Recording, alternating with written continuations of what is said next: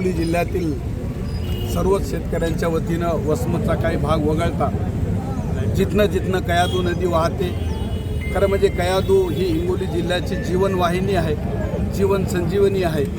एक नव्हे दोन नव्हे तर 100 किलोमीटर ही हिंगोली जिल्ह्यातून ही नदी वाहते आणि या नदीवरती खरबी येथे बांधारा बांधून हे पाणी इसापूर धरणामध्ये वळविण्यासाठी शासनानं टेंडर आणि त्यांचे सगळं सविस्तर सोपस्कार त्यांनी केलेले आहेत। परंतु आम्ही शेतकरी आहोत, हे जर झालं तर खरबीच्या खालच्या लोकांचं तुम्हाला सांगतो अक्षरशः वाळवंट झाल्याशिवाय राहणार नाही।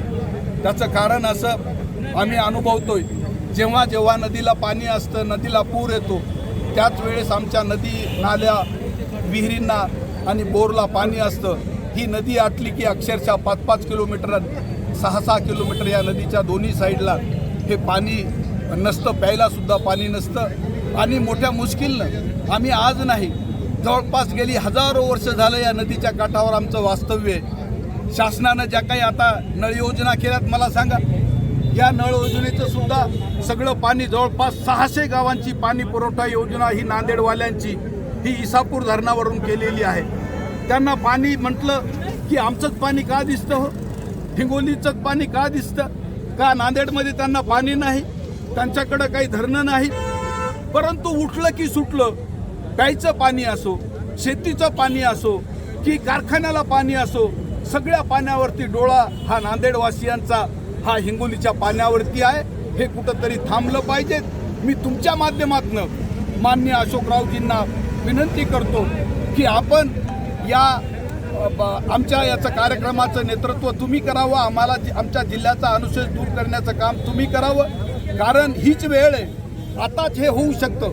त्याचं कारण असं की महाराष्ट्र शासनाचा महत्त्वाकांक्षी कार्यक्रम 10 लाख कोटी रुपये, लक्षात घ्या 10 लाख कोटी रुपये हा जो त्यांचा प्रोजेक्ट आहे नदी जोड योजना, त्याच्यामध्ये प्रामुख्यानं नळगंगा आणि वैनगंगा आणि पैनगंगा म्हणते वेळेस तर ते म्हणतात, पण आमच्या पैनगंगेला त्यांनी काहीच दिलं नाही।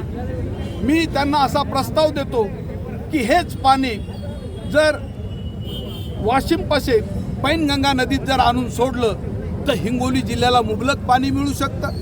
हेच पाणी खडकपूर्णा धरणामध्ये, खडकपूर्ण्याला तुम्ही त्या पूर्णा नदीमध्ये जर सोडलं तर हे पाणी येलदरी धरणात येऊन आमची जर कयाधू ही बारमाही जर वाहिली तर आम्हाला तुम्हाला सांगतो हे 18,000 हेक्टर सिंचन हे आम्ही या कयाधू नदीवरच करू शकतो। एवढी क्षमता ही आमच्या या कयाधू नदीमध्ये आहे। नाही तर मी तुमच्या मार्फत आमच्या आमदारांना, खासदारांना सगळ्यांना प्रश्न विचारतो की तुम्ही आमचं 18,000 हेक्टर जो सिंचनाचा अनुशेष आहे राज्यपालांनी जाहीर केला तो कशाच्या आधारे पूर्ण करणार? त्याला पाणी तुम्ही कुठून आणणार? काय आभाळाला छिद्र पाडणार आहात? पाणी आणणार कसं? कयाधू आमची एकमेव नदी आहे जिल्ह्यामधली मोठी की जिला ती एकमेव नदी आहे, बाकीच्या तर नद्या फार छोट्या आहेत। आमचं दुर्दैव एवढं पैनगंगा आमच्या काठाहून जाते आणि बाकीच्या नद्या सुद्धा आमच्या पूर्णा नदी ही दक्षिणेकडून आमच्या जिल्ह्याच्या सगळ्या ज्याला आपण धुरा म्हणतो त्या धुऱ्यानंच ती नदी वाहते।